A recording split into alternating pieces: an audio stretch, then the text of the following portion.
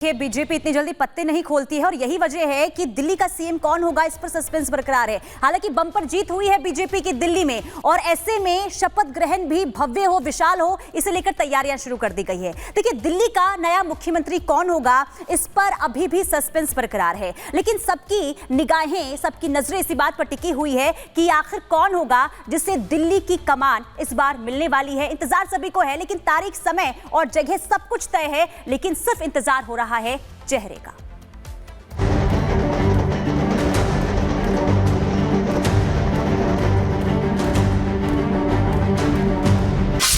प्रवेश वर्मा, रेखा गुप्ता, शिखा रॉय, आशीष सूद, विजेंद्र गुप्ता, ये वो नाम गए जिनमें से एक के सीएम बनने को लेकर चर्चाएं तेज है। माना जा रहा है कि इन्हीं में से कोई एक दिल्ली की सत्ता के शीर्ष पर बैठने वाला चेहरा हो सकता है, जिसके हाथों की राजधानी की कमान, शपथ की तारीख तय, जगह फिक्स, बस ऐलान का इंतजार बाकी है। आज दिल्ली के नए सीएम को लेकर विधायक दल की बैठक होनी थी, जो अब टल चुकी है, लेकिन अब माना जा रहा है कि अगले 48 घंटे में दिल्ली का अगला मुख्यमंत्री कौन होगा, इसका ऐलान हो जाएगा। आज प्रस्तावित विधायक दल की बैठक टल गई। अब विधायक दल की बैठक 19 फरवरी को होगी, जिसके बाद 20 फरवरी को नई सरकार का शपथ ग्रहण होगा। दावा किया जा रहा है कि इस बार दिल्ली में 2 डिप्टी सीएम होंगे। एक डिप्टी सीएम पूर्वांचली समाज से होगा, जबकि दूसरा डिप्टी सीएम स्थानीय नेता होगा, जिसका दिल्ली के ग्रामीण इलाकों तक प्रभाव हो। दिल्ली की जनता ने आपके नेता केजरीवाल सहित आम आदमी पार्टी के सभी बड़े नेताओं को हरा दिया है। इसलिए भ्रम और अडंबर बंद करें। तो श्री नरेंद्र मोदी जी की डबल इंजन की सरकार पर विश्वास है। देखिए, मुझे लगता है कि दिल्ली की जनता ने भाजपा को चुना है, एक सकारात्मक राजनीति करने के लिए चुना है। जो वादे उन्होंने दिल्ली की जनता से किए थे, उन पर काम करना चाहिए। सवाल ये कि दिल्ली का सीएम कौन होगा और उसका ऐलान कब होगा। सच्चाई तो ये कि दिल्ली का मुख्यमंत्री कौन होगा, इसका जवाब बीजेपी दफ्तर की दीवार तक को पता नहीं। दिल्ली के नए सीएम के नाम की पर्ची सिर्फ प्रधानमंत्री के पास है और सिर्फ पीएम मोदी को ही पता है दिल्ली का सीएम कौन होगा। मोदी के पास विधायकों के मन में क्या चल रहा है और उसकी रिपोर्ट पहले की जा चुकी है। उस रिपोर्ट के आधार पर ही पीएम दिल्ली के नए सीएम का नाम लिख चुके हैं। एक अच्छी सरकार बनाकर देंगे, आप इंतजार कीजिए। जल्द ही शपथ ग्रहण समारोह भी होगा। एक जनता की चुनी हुई 2/3 बहुमत की सरकार आएगी और दिल्ली को विकसित दिल्ली बनाकर दिखाएगी। देखिए, अभी हमारी बैठक, अभी हमारे पर्यवेक्षक जल्दी तय हो जाएंगे और उसके बाद हमारी बैठक 1-2 दिन में हो जाएगी और तुरंत इससे जल्दी ही आपको और दिल्ली के लोगों को ये सब जानकारी मिलेगी। देखिए, मेरा ख्याल है कि देखिए 20 से पहले तो करना ही है, तो 17 को 18 को ऐसा लगभग होना चाहिए। एक बात तो साफ है कि दिल्ली के सीएम का जो भी चेहरा होगा और उसके पीछे मोदी की गारंटी को पूरा करने का मादा होगा, जो भविष्य में दिल्ली में बीजेपी की जड़ों को मजबूत करेगा, जो कास्ट, कम्युनिटी, कैडर और कमिटमेंट सब पर काम करेगा। चुनाव के बाद से ही दिल्ली के राजनीतिक गलियारों में सीएम के नाम की लिस्ट तैयार रखी है। कयासों को बल तब और मिल गया जब राज्य में सरकार गठन को लेकर बीजेपी में मीटिंग का दौर शुरू हो गया। 11 फरवरी को बीजेपी अध्यक्ष जेपी नड्डा ने 10 निर्वाचित विधायकों के साथ बैठक की, जिसमें 3-4 संभावित सीएम के दावेदार भी थे। इसके बाद जब मोदी भारत पहुंचने वाले थे, तब यानी 14 फरवरी को अचानक बीजेपी के संगठन महासचिव बीएल संतोष ने दिल्ली प्रदेश अध्यक्ष वीरेंद्र सचदेवा के साथ मुलाकात की, जिसके बाद कयासों को और बल मिल गया। 15 फरवरी को भी बीजेपी के हेडक्वार्टर में बीजेपी की मीटिंग हुई। कहा गया कि ये मीटिंग संगठन के मंत्रियों की हर महीने होने वाली मीटिंग है।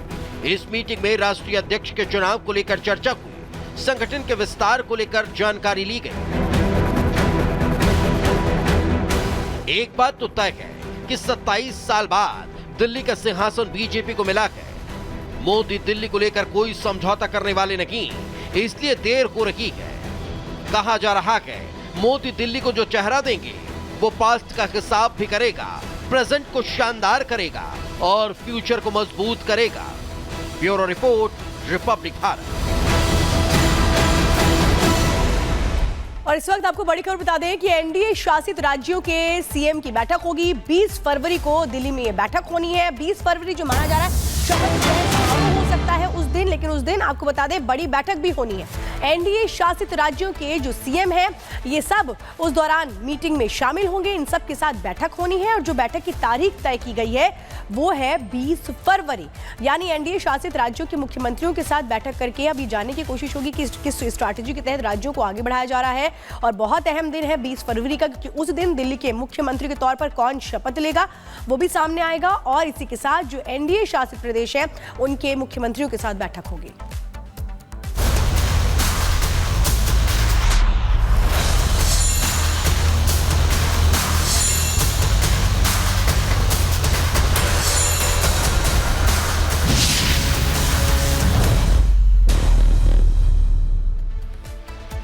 तो दिल्ली में बीजेपी को चुनाव जीते अभी 10 दिन का समय भी नहीं हुआ है, लेकिन अभी से अपने वादों को पूरा करने के लिए बीजेपी एक्शन मोड में दिखाई दे रही है। और अब उसने यमुना के सफाई का जो संकल्प लिया गया था बीजेपी की ओर से, उस पर एक्शन मोड में काम शुरू भी कर दिया है। तस्वीरें निकल के सामने भी आई है, रिपोर्ट दिखाते हैं आपको।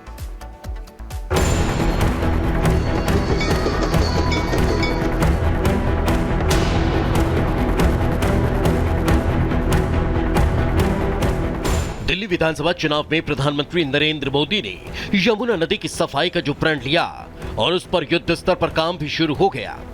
कचरा हटाने के लिए बड़ी बड़ी मशीनें यमुना नदी में उतार दी गई। पीएम मोदी ने दिल्ली चुनाव में यमुना को स्वच्छ बनाने का वादा किया था, जिसके बाद अब पूरा सिस्टम एक्शन मोड में है। दिल्ली में यमुना की सफाई के लिए बड़ी बड़ी मशीनें पहुंच गई। यमुना नदी में कचरा हटाने का काम तेजी से शुरू हो चुका है। रविवार को यमुना नदी की सफाई के लिए ट्रैश स्कीमर, वीड हार्वेस्टर और ड्रेज यूटिलिटी क्राफ्ट जैसी आधुनिक मशीनों को इस्तेमाल किया गया। दिल्ली विधानसभा चुनाव में प्रधानमंत्री नरेंद्र मोदी ने यमुना नदी की सफाई का वादा किया था, तो ऐसे में सरकार गठन से पहले ही नदी की सफाई का काम शुरू हो चुका है। मैंने चुनाव प्रचार के दौरान संकल्प लिया है कि यमुना जी को हम दिल्ली शहर की पहचान बनाएंगे। मैं जानता हूं ये काम कठिन है, मैं ये भी जानता हूं ये काम बहुत लंबे समय का है।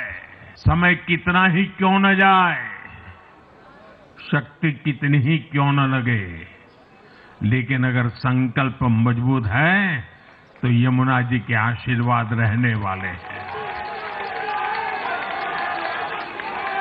हम मां यमुना जी की सेवा के लिए हर प्रयास करेंगे, पूरे सेवा भाव से काम करेंगे। दिल्ली के एलजी वी.के. सक्सेना ने यमुना की सफाई का वीडियो पोस्ट करते हुए लिखा, यमुना नदी की सफाई पर काम पहले ही शुरू हो चुका है, जिसमें ट्रैश स्कीमर, वीड हार्वेस्टर और एक ड्रेस यूटिलिटी क्राफ्ट के साथ नदी में सफाई अभियान शुरू हो चुका है। अब दिल्ली में यमुना साफ हो गई, यमुना की सफाई का अभियान शुरू हो चुका है। मेरे विजय आपको तस्वीर दिखाएंगे कि किस तरीके से दिल्ली में फिर से मां यमुना को उसी स्वरूप में लेकर आने को लेकर अभियान शुरू कर दिया गया है। ये वीड सीडिंग मशीन है, इसके जरिए यमुना में जो जलकुंभी है, जो पूजा की सामग्री लोग पूजा पाठ करके यहाँ फेंक जाते हैं, उसे किस तरीके से अब ये जो मशीन के जरिए मां यमुना को साफ किया जा रहा है।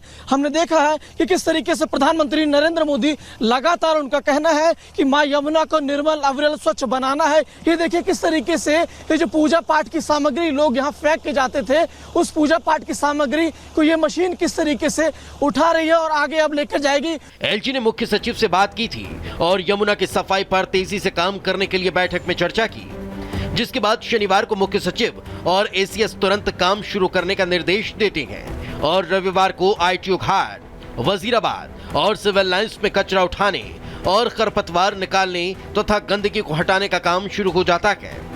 यमुना नदी के सफाई अभियान को 4 चरणों में बांटा गया।